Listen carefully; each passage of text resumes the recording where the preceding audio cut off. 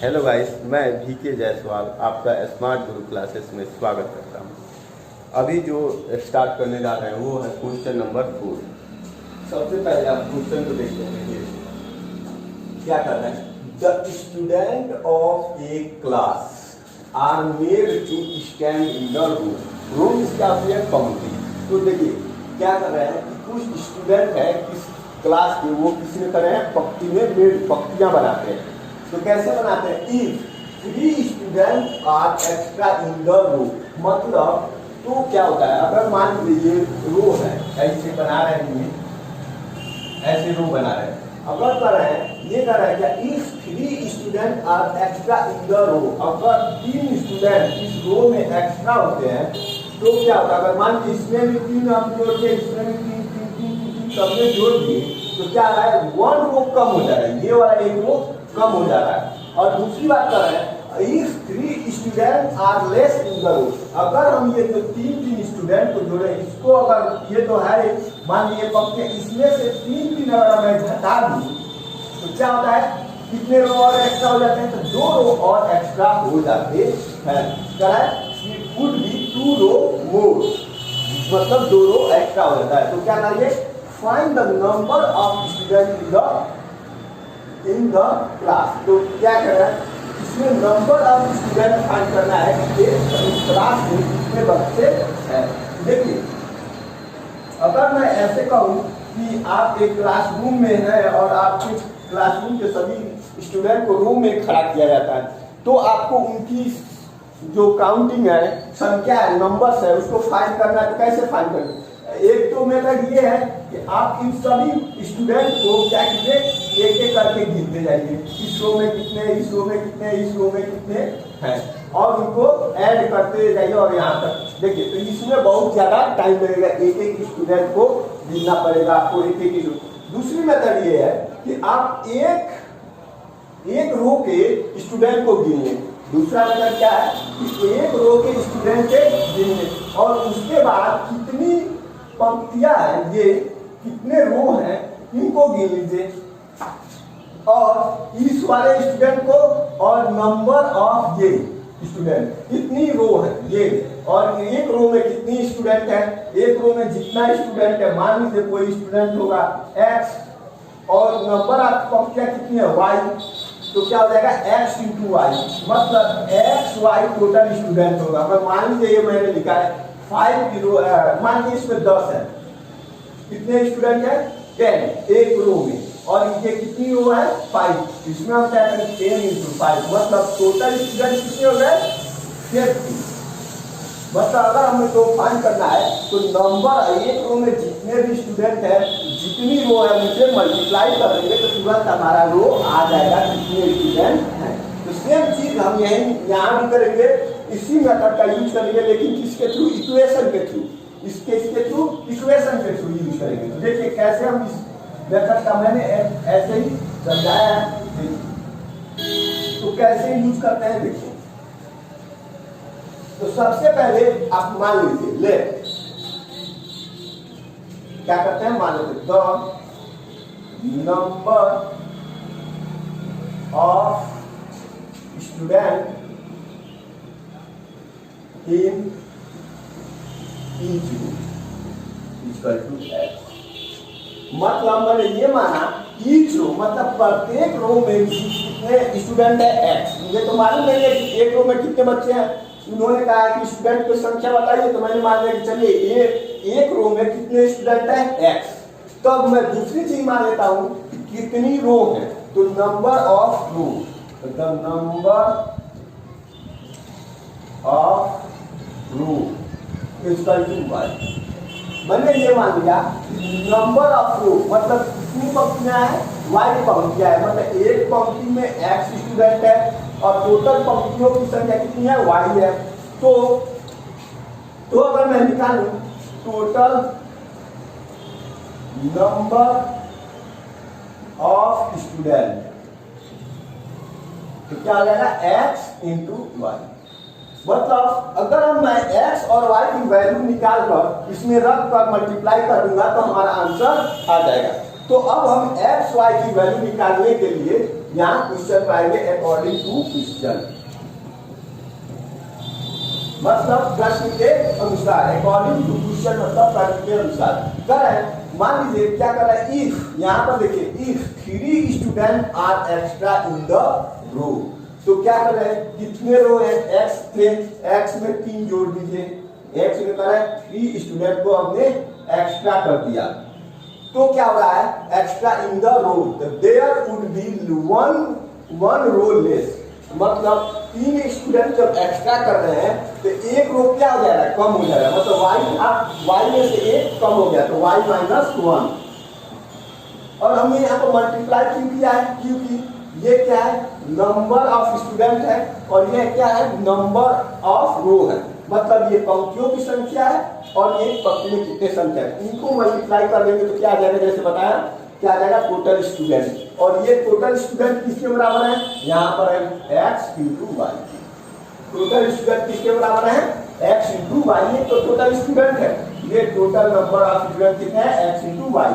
और इसको हम सॉल्व कर लेते हैं, कैसे सॉल्व करेंगे, इसमें मल्टीप्लाई होगा तो क्या होगा, x y, x का मल्टीप्लाई होगा -1 में तो -x, फिर 3 का मल्टीप्लाई होगा y में तो 3y और -3 equal to x।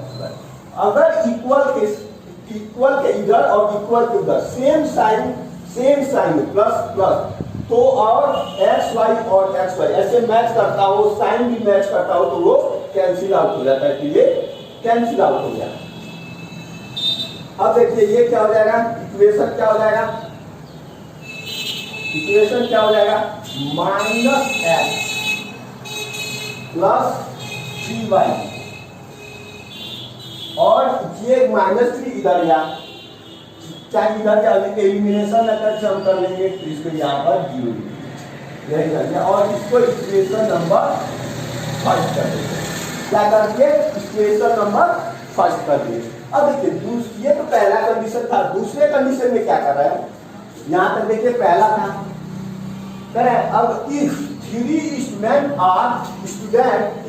3 student less in the row, मतलब करें अगर हम यहाँ पर 3 जोड़े हैं और ये करें अगर हम 3 हटा दें, तो मान लीजिए x स्टूडेंट था पहले और कितना घटाने पर है 3, तो -3 कर दीजिए, तो क्या होता है, रो वुड बी 2 रो, तो क्या होता है, तो 2 रो एक्स्ट्रा हो जा रहा है, मतलब लेस इन द रो, तो देयर वुड बी 2 रो, मतलब 2 रो बढ़ जा रहा है, तो क्या हो जाएगा, y plus equal to total number of student कितने हैं, x इंटू वाई, तो इसको मल्टीप्लाई कर लेते हैं, तो क्या हो जाएगा, x y का मल्टीप्लाई x y और y और प्लस 2 का, तो क्या हो जाएगा 2x, फिर -3 का तो -3y और माइनस और प्लस माइनस और 3 इंटू 2 6 इक्वल टू xy, यदि xy प्लस प्लस तो कैंसिल आउट, तो क्या हो गया, कैंसिल आउट, तो इक्वेशन क्या होगा, 2x -3y -6 इक्वल टू 0, ये इक्वेशन नंबर, इसको मैं 2 बोलूंगा, इक्वेशन नंबर 2 बोलिए। अब देखिए आप इसको नोट कर लीजिए, वीडियो को पॉज करके आप इसको नोट कर सकते हैं, इधर अगर नहीं हो पाएगा इसलिए मैं इसको मिलाकर लिखूंगा।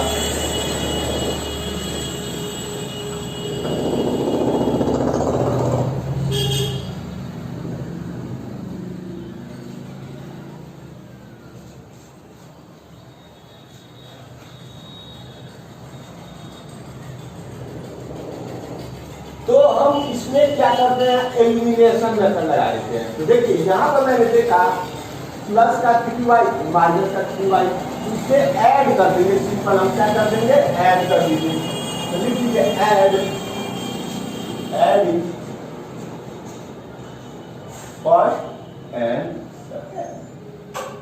फर्स्ट एंड सेकेंड, तो क्या होगा, माइनस 2x, पहले ये वाला इक्वेशन लिखते हैं, 2x -3y - 6 = 0। फिर ये वाला इक्वेशन लिखते हैं -x + 3y - 3 = 0। ये क्या ऐड कर रहे हैं तो साइन नहीं चेंज होता है तो माइनस प्लस कैंसिल आउट और ये क्या हो जाएगा x बचेगा। क्या बचेगा x बचेगा क्योंकि ये प्लस का है ये माइनस का तो x माइनस ये माइनस माइनस है तो ऐड हो जाएंगे तो क्या हो जाएगा 9 = 0। ये इधर आ जाएगा तो x = 9 x = 9। अब हम इस वैल्यू को किसी एक इक्वेशन में सब्स्टिट्यूट कर देते हैं किसी एक इक्वेशन में सब्स्टिट्यूट कर देते हैं। इसको भी आप नोट कर सकते हैं तो नोट कर लीजिए वीडियो को पॉज करके तो देखिए यहां पर मैं लिखता हूं substitute the values in equation. मान के मैं इसमें सब्स्टिट्यूट कर देता हूं फर्स्ट तो क्या होगा देखिए फर्स्ट में मैं इस वाले इक्वेशन में इसको सब्स्टिट्यूट कर देता हूं इसको हटा देता हूं।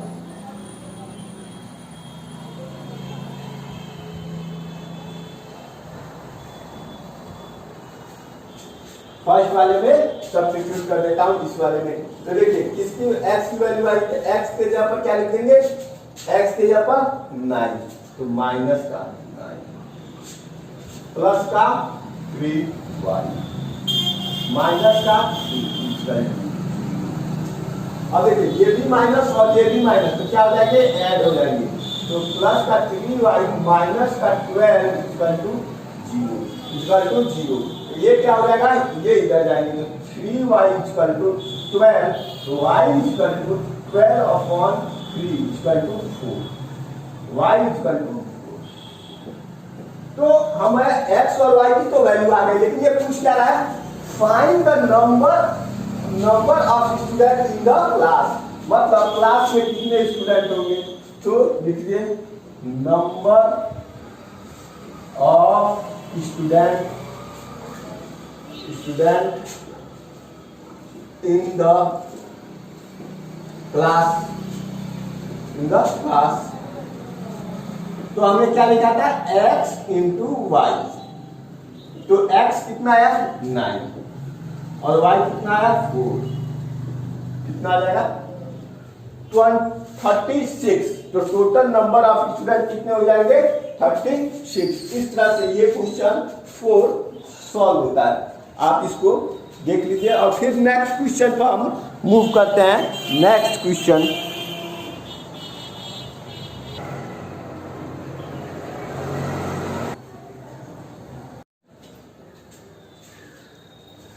नंबर 5 देखिए इस क्वेश्चन में लग रहा है बहुत टफ क्वेश्चन है लेकिन कोई टफ क्वेश्चन नहीं है।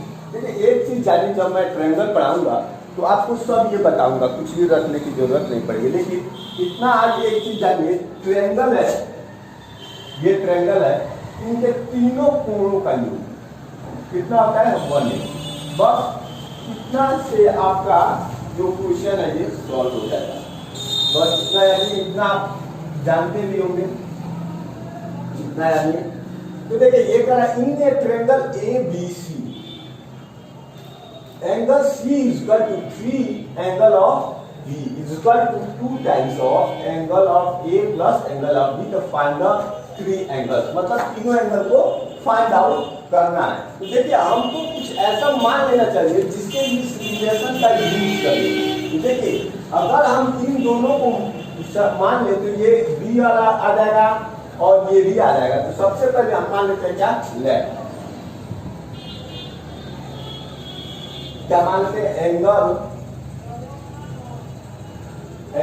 A equal to x angle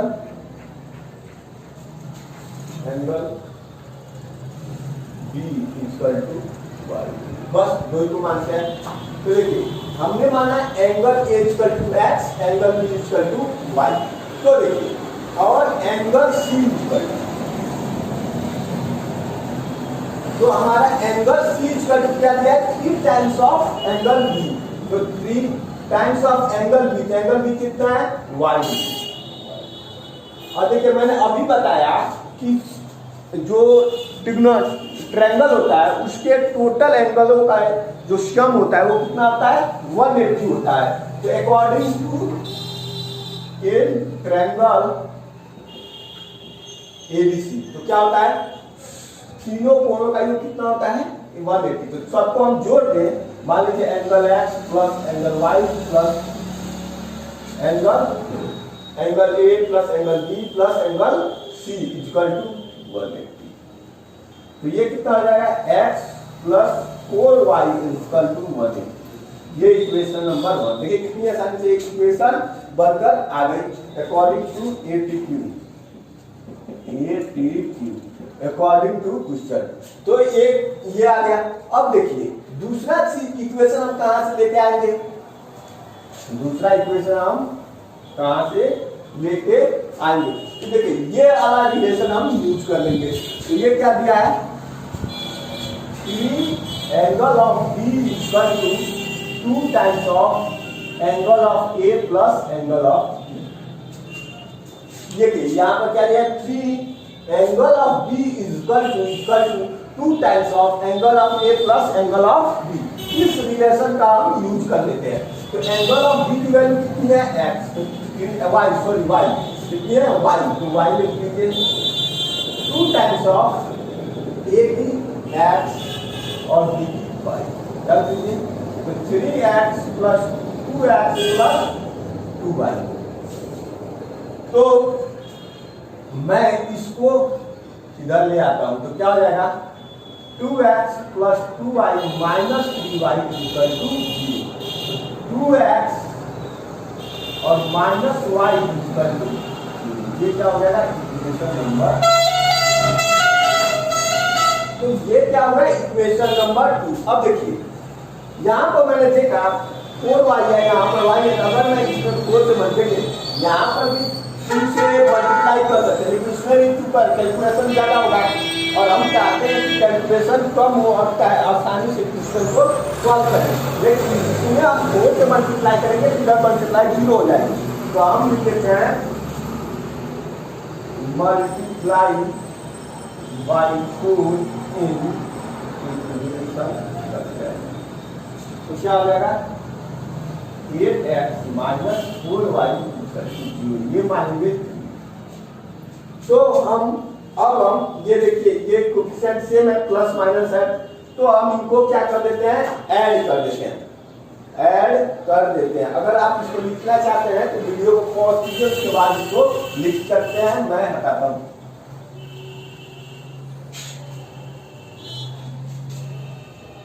ये वाला है तो एडिंग 1 1 3 and 5। तो क्या है 8x माइनस 4y 0 और x प्लस 4y 1। तो क्या होगा ये तो कैंसिल आउट 8 और 1 9x इक्वल टू 180। तो x इक्वल टू 180 अपॉन 9 20। तो x इक्वल टू क्या हो जाएगा x इक्वल टू 20। जो हमारी वैल्यू आई x की वो कितनी हो जाएगी 20 डिग्री। x की वैल्यू कितनी हो गई 20 डिग्री। अब हम इस वैल्यू को एक में सब्स्टिट्यूट कर दिए या इसमें, तो हम इसमें सब्स्टिट्यूट कर देंगे। ये क्या है आसान है सॉरी।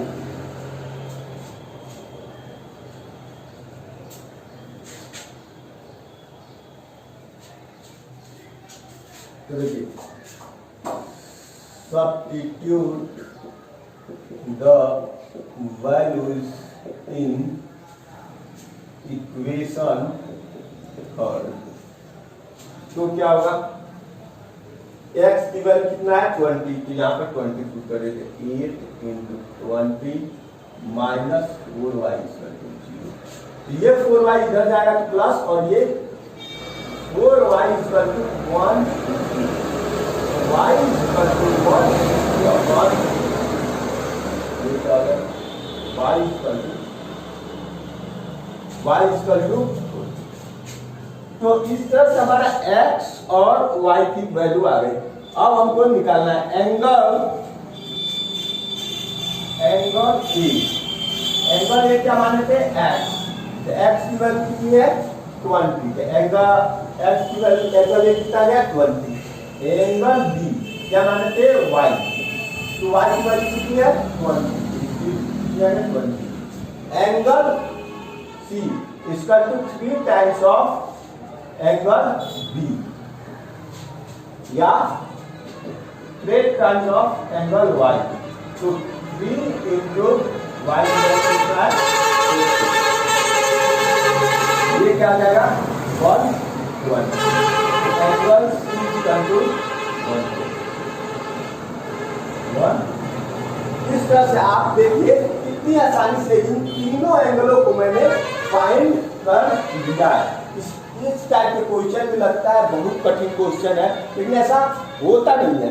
क्वेश्चन को देखिए, उसके बाद सॉल्व कीजिए। हमारे वीडियो को लाइक कीजिए, सब्सक्राइब कीजिए और शेयर कीजिए। It's okay, thank you.